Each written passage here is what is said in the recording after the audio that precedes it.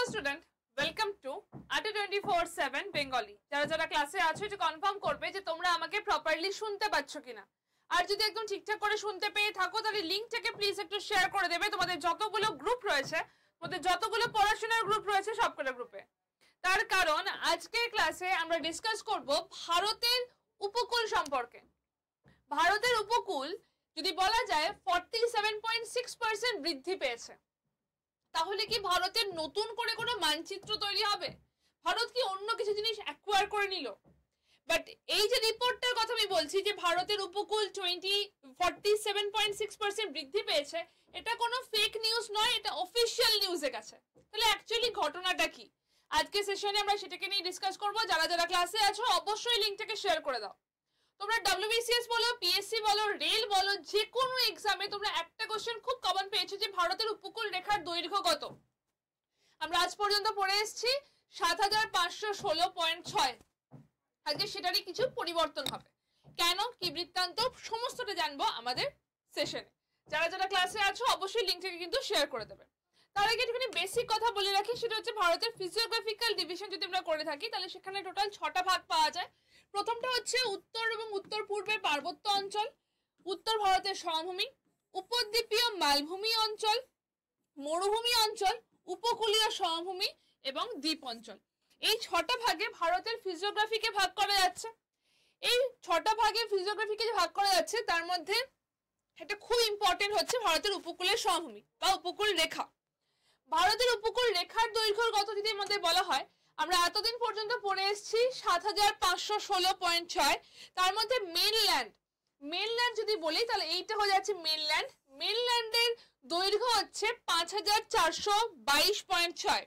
Island বললে সেটা extra ২০৯৪। তার মধ্যে গুজরাট হয়ে যাচ্ছে সব থেকে বড়, কাথিয়াবাড়, তারপরে আসছে কঙ্কন, তারপরে আসছে কান্ধ, তারপরে মালাবার, তারপরে আসছে করমণ্ডল, তারপরে আসছে উত্তর সরকার, তারপরে আসছে উৎকল। কোন রাজ্য সব থেকে বড় উপকূল রেখা রয়েছে তার উত্তর কিন্তু গুজরাট। কোন উপকূলীয় সমভূমি সব থেকে বড় তার উত্তর কিন্তু করমণ্ডল। কারণ করমণ্ডল বললে সেটা তামিলনাড়ু এবং কিছুটা পোর্শন অফ অন্ধ্রপ্রদেশ নিয়ে হয়ে থাকে। এবার পয়েন্ট হচ্ছে এই যে ৭৫১৬.৬ এই নাম্বারটা চেঞ্জ হয়েছে। ভারত কোনো নতুন জিনিস অ্যাকোয়ার করছে না, এরকম কিছু করছে না। ভারতের যা মানচিত্র সেটা পরিবর্তন হচ্ছে না, এরকমও হচ্ছে না। বাট ভারতের উপকূল রেখার দৈর্ঘ্য বেড়েছে। কেন? কারণ 1970s-এ যখন ভারতের উপকূল দৈর্ঘ্য পরিমাপ করা হয় তখন উপকূলের দৈর্ঘ্যটা অনেকটা এইরকম ভাবে স্ট্রেট লাইনের মাধ্যমে পরিমাপ করা হয়। ধরো অনেকটা এরকম স্ট্রেট লাইনের মাধ্যমে ভারতের উপকূলটা পরিমাপ করা হয়। এখন উন্নত টেকনোলজির সাহায্যে, স্যাটেলাইট ইমেজ বা উন্নত যে নতুন নতুন টেকনোলজি রয়েছে তার সাহায্যে ভারতের উপকূল রেখার দৈর্ঘ্য যখন পরিমাপ করা হচ্ছে তখন সমস্ত যতগুলো স্ক্র্যাচ রয়েছে, যতগুলো খাড়ি ফাটল রয়েছে, সেই সমস্ত খাড়ি ফাটল নিয়ে তার দৈর্ঘ্যগুলোকে পরিমাপ করা হচ্ছে। এবং এই কারণেই তুমি ভালো করে ভেবে দেখো, লালটার দৈর্ঘ্য বেশি নাকি হলুদটার দৈর্ঘ্য বেশি? এই কারণে ভারতের উপকূল রেখার দৈর্ঘ্য কিন্তু অনেকটা বৃদ্ধি পাচ্ছে।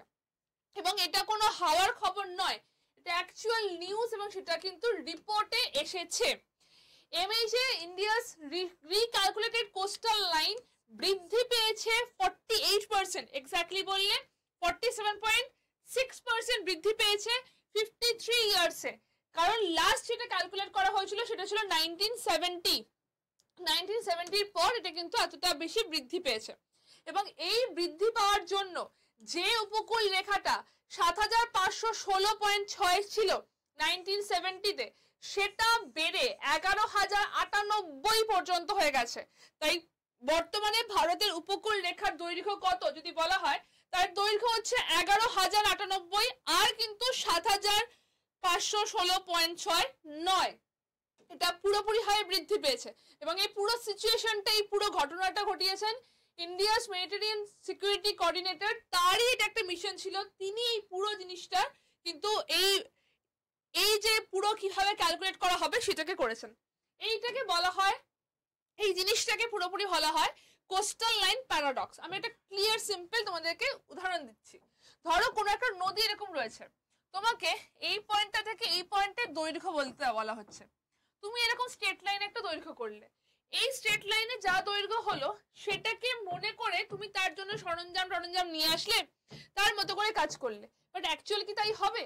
অ্যাকচুয়াল তোমাকে যদি করতে হয় তোমাকে এতটা ঘুরে আসতে হবে, তোমার দৈর্ঘ্য অনেক বেশি হয়ে যাবে, তাই না? এই সিচুয়েশনটাই এখানে হচ্ছে, একদম পুরোপুরি এই সিচুয়েশনটাই এখানে হচ্ছে। এটাকে বলা হয় কোস্টাল লাইন প্যারাডক্স। এইটা যেটা পরিমাপ হয়েছিল সেটা 1970 তে হয়েছিল একদম স্ট্রেট লাইন মাধ্যমে। এখন যেটা হয়েছে একদম ছোট ছোট করে পুরো সমস্ত কটা খাঁজ বা যা যা রয়েছে, যেভাবে জিনিসটা গেছে সেই সমস্ত কটা খাঁজ দেখে নিয়ে এরকম ভাবে পরিমাপটা করা হয়েছে, যেটাকে অ্যাকচুয়ালি বলা হচ্ছে কোস্টাল লাইন প্যারাডক্স। এবং সেই কারণেই ৭৫১৬.৬টা বেড়ে গিয়ে ১১,০৯৮ পর্যন্ত হয়েছে। এবং এটা পুরো গভর্নমেন্টের রিপোর্ট অনুযায়ী এসছে। এবং তার জন্য যে এস্টুরিজ, যে বে, ইন্ডিয়ার এস্টুরিজ বে, এইগুলো সমস্ত কিছুর দৈর্ঘ্য বৃদ্ধি পেয়েছে। এবার তোমাদের মনে হতে পারে ম্যাম ঠিক আছে, পার্থক্যটা কি হলো? যা হয়েছে হয়েছে, তাতে আমাদের তো আলটিমেটলি যে খুব লাভ হচ্ছে, খুব চেঞ্জ হচ্ছে এরকম নয়। চেঞ্জ হয়েছে, বিশাল চেঞ্জ হয়েছে। কি চেঞ্জ হয়েছে? বিভিন্ন স্টেটের দৈর্ঘ্য পার্থক্য হয়ে গেছে।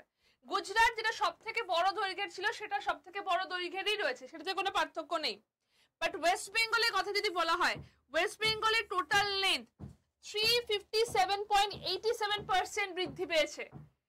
ওয়েস্ট বেঙ্গলের টোটাল লেন্থ যেটা 157.5 ছিল সেটা বেড়ে গিয়ে 721.2 হয়েছে।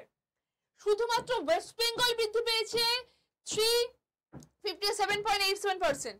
এছাড়া তামিলনাড়ু, গোয়া, এই সমস্ত জায়গায় বৃদ্ধি পেয়েছে। এবং এই বাড়া কমা, এই যে রেশিওটা হয়েছে, তার জন্য আলটিমেটলি রেজাল্টে কি প্রতিফলিত হয়েছে? রেজাল্টে প্রতিফলিত হয়েছে যেটাকে আমরা আগে ধরতাম সব থেকে বড় দৈর্ঘ্যের গুজরাট, এবং তারপরে আসতো অন্ধ্রপ্রদেশ।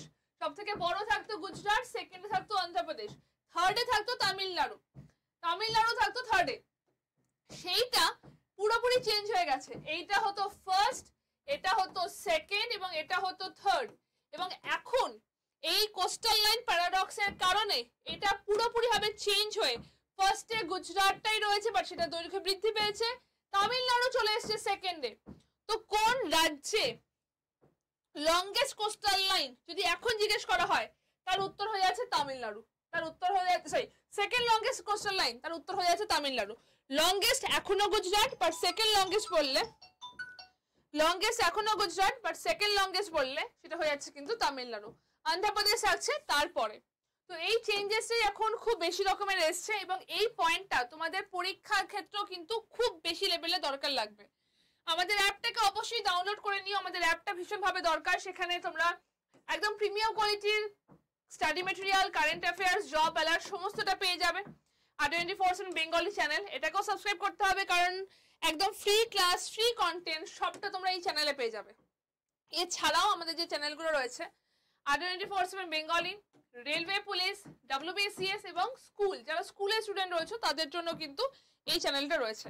ওকে, আমার যে স্ক্রিনে যাচ্ছে, স্ক্রিনের নাম্বারে তোমরা কন্ট্যাক্ট করতে পারো। যদি তোমাদের কোনো ডাউট থাকে স্ক্রিনের নাম্বারে কন্ট্যাক্ট করে নিতে পারো। স্ক্রিনের নাম্বার হয়ে যাচ্ছে 8130200927। একটা সেকেন্ড।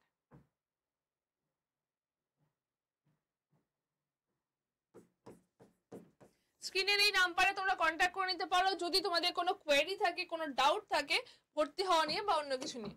চলো আজকে এই পর্যন্ত রাখছি সেশনটা। তোমাদের এই ধরনের সেশন কেমন লাগে অবশ্যই সেটা কমেন্ট করে জানাবে। তোমাদের কমেন্টের অপেক্ষায় আমরা সবসময় থাকি। ঠিক আছে, চলো ভালো থেকো সবাই, দেখা হচ্ছে নেক্সট সেশনে।